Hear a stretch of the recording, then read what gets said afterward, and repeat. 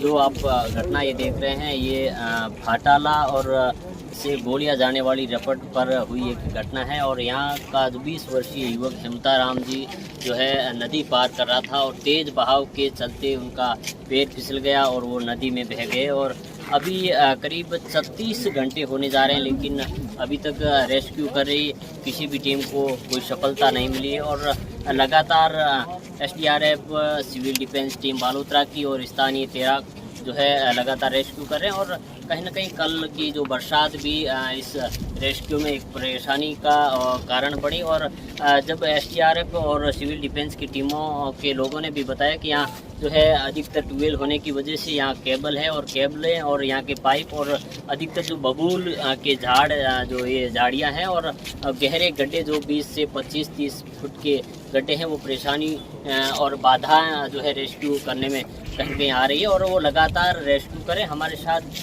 जो है हिमताराम जी के परिवारजन के लोग हैं, यहाँ के पूर्व सरपंच है, सरपंच प्रतिनिधि है और तमाम जो लोग उनको चाहने वाले लोग हैं उनसे बातचीत करेंगे कैसी घटना हुई, कब हुई और जो है उनके परिवार में कौन है, उन सारी चीज़ों के बारे में हम उन्हीं के गार्जियन से, परिवारजन के लोगों से पूछेंगे। ये घटना परसों हुई थी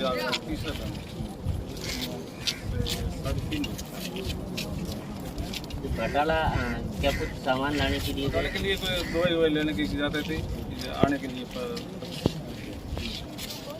हिमताराम के परिवार में कितने वो भाई हैं? 7 भाई बहन।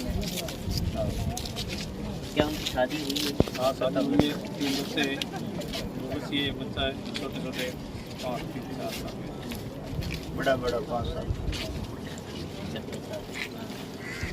मैन क्या ये आज 3 दिन पहले कोई मेडिकल लेने के लिए भाटाला गए थे। आते टाइम 4-5 बंदे और भी साथ में थे और हिमताराम सुनो प्रज्ञाराम जो मेरे वाल टूट गया थे, उनका पैर फिसल जाने से एकदम पानी का बहाव ज़्यादा आने से वो नदी के साथ में बह गए। उसके बाद में लगातार 3 दिन से स्थानीय जो गोताखोर है वो है और भी प्रशासन की तरफ से भी लगातार ये एनडीएस टीम वगैरह सब पूरा पर सब कोशिश कर रहे हैं, मगर आज दिन तक अभी तक नदी में पानी का बहाव ज़्यादा होने की वजह से कोई पता नहीं पड़ा है। प्रशासन अपनी तरफ से पूरी कोशिश कर रहा है। साथ ही स्थानीय जो गोताखोर है, जो गांव के मौजूद लोग सब यही कोशिश कर रहे हैं कि जैसे तैसे उनको सब बाहर निकालें। बिल्कुल आप देख सकते हैं ये घटना जो है सिणद्री बेल्ट की पायला ब्लॉक की भाटाला की है। और सिणद्री की जो ये को पहले भी बोला कि रेल बनाने वो गलत बात है। ये जो आपके काम में जाते हैं, काम से आता है मेडिकल लेने किया था कोई आगे वाले कोई ये बंदी बनाई गई सही नहीं है। बिल्कुल अब इस दुख की घड़ी में भी परिवार के लोग बता रहे हैं कि जो कुछ यूट्यूबर और कुछ मीडिया के लोगों ने जो है बिना जानकारी, भ्रामक जानकारी और गलत जानकारी जो है कहीं ना कहीं मीडिया पे उन्होंने पब्लिश की है। और उनका कहना है कि वो एक मेडिकल और कुछ सामान लाने के लिए जो है, चूँकि ये जो लूनी नदी की रपट जो बनी हुई है भाटाला और गोड़िया के बीच, ये लोगों के, यहाँ की ग्रामीण लोगों की नदी पार करने के लिए बनी। चूँकि वो कुछ अपने ज़रूरतमंद सामग्री और दवाई के लिए, मेडिकल के लिए वहाँ गए थे, तो शायद कुछ लोगों ने, यहीं के लोगों ने एक वीडियो बनाया है और उसमें वो बता रहे हैं कि उन्होंने पार्टी की, शराब भी, ऐसी सारी चीज़ें उन्होंने की, ऐसा जो है बता रहे थे। और चूँकि ये परिवार के लोग हैं, इस दुखद की घड़ी में भी वो कह रहे हैं कि ये सारी चीज़ें जो है गलत है। और चूँकि वो हिमताराम हैं, वो शादीशुदा थे और उनके 3 बच्चे हैं, 2 छोटी बच्चियां हैं, एक छोटा जो है बच्चा है और गरीब परिवार से हैं। और आप देख सकते हैं किस तरीके से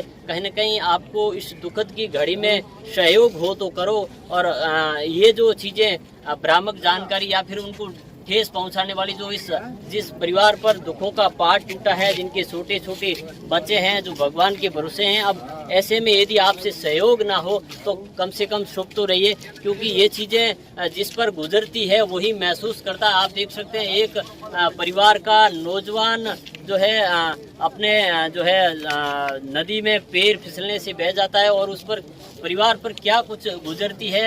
उनकी बीवी है, छोटे छोटे बच्चे हैं। ऐसे में ये सारी चीज़ें कम से कम आपसे सहयोग भावना हो तो कीजिए और झूठी खबरें और ये सारी चीज़ें तो कम से कम ना करें, एक मानवता के नाते। और एक चीज़ आपको बता दें कि जब से यहाँ के लोगों ने, ग्रामीण लोगों ने, स्थानीय लोगों ने जब से हेमताराम का यहाँ पैर फिसला तो और वो नदी में बहे थे तो प्रशासन को जो है अवगत करवाया और प्रशासन तत्काल यहाँ आए, स्थानीय गोताखोरों के साथ आया और समय पे आया। उसके बाद में बालोतरा से सिविल डिफेंस की टीम भी आई और उसके बाद में जब उन्हें सफलता नहीं मिली तो एसडीआरएफ की टीम भी यहाँ मौके पे आई और पूरे इक्विपमेंट के साथ आई और वो अभी भी रेस्क्यू कर रही है। सरपंच साहब, कल की बरसात को लेकर तो कल मौसम खराब था, फिर भी वो बाहर की टीम आई और मेन जो स्थानीय तैराक है वो बबुल की झाड़ियों में जैसे वो टीम नहीं जा सकती। स्थानीय तैराक पूरी भरपूर कोशिश में, 36 कौम के जो तैराक है सब पूरी कोशिश कर रहे हैं, मगर आज दिन तक सफलता नहीं मिली। इसके लिए पूरा गांव का जो लाजमा खड़ा है, पूरे सब यही चाह रहे हैं कि उसकी डेड बॉडी मिले तो परिवार को संतुष्टि मिले और तो जो होना है तो कुदरत के। बिल्कुल, आप देख रहे हैं जयदेव जालम सिंह जी जो बता रहे थे यहाँ के जो स्थानीय गोताखोर है, जो तैराक है और विशेषकर मैं बताऊंगा भूपत सिंह जी जो सिणद्री से शंभूलाल माड़ी पारदी और लक्ष्मण जी की टीम जब से पुलिस जाब्ते के साथ आई थी और अभी तक यहाँ है, पूरा शरीर उनका जो गोताखोर है उनका लहूलुहान हो गए क्योंकि बबूल की झाड़ियों के अंदर जब वो गोता लगाते हैं, यहाँ जो रेस्क्यू करते हैं तो कहीं ना कहीं दिक्कत भरा है और पूरा शरीर जो है टूट गया। यहाँ के स्थानीय भी मार साहब, रहमान और भाई साहब और जो यहाँ के जो लोकल जो स्थानीय तैराक है उन्होंने भी जो है भरसक प्रयास किया है, खोजबीन की, रेस्क्यू अभी भी जारी है और यहाँ के जो है प्रशासन भी बार बार अपील कर रहा है। यहाँ लोगों से आप क्या कहना चाहिए? शांति रखें और नदी से दूर रहें और मदद तो सभी कर ही रहे हैं हमारी। प्रशासन का सहयोग, प्रशासन का फुल सहयोग है और लोगों को भी बोलते हैं प्रशासन का सहयोग करें। प्रशासन भी हमारी फुल मदद कर रहा है, वो गोताखोर वो भी देख रहे हैं, सभी शांति बनाए रखें।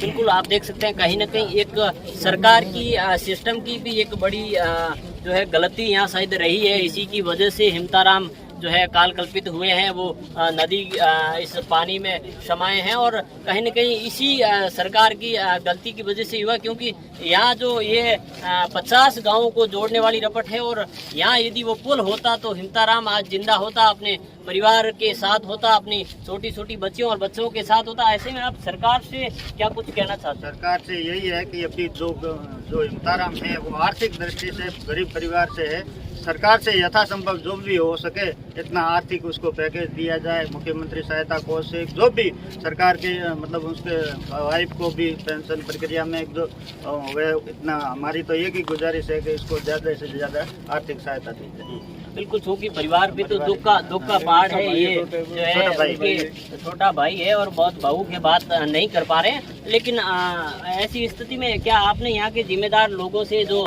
सरकार के सिस्टम की हिस्सा है और यहाँ के मंत्री जो यहाँ से विधायक हैं और मंत्री हैं उनसे क्या बात की आप साहब ने की है? मंत्री जी से भी बात की है और प्रशासन से भी बात की है और अवगत कराया है कि भाई ये चीज़ है तो उसके हिसाब से जैसे प्रशासन को लगेगा उस हिसाब से आगे की प्रक्रिया में जाएंगे।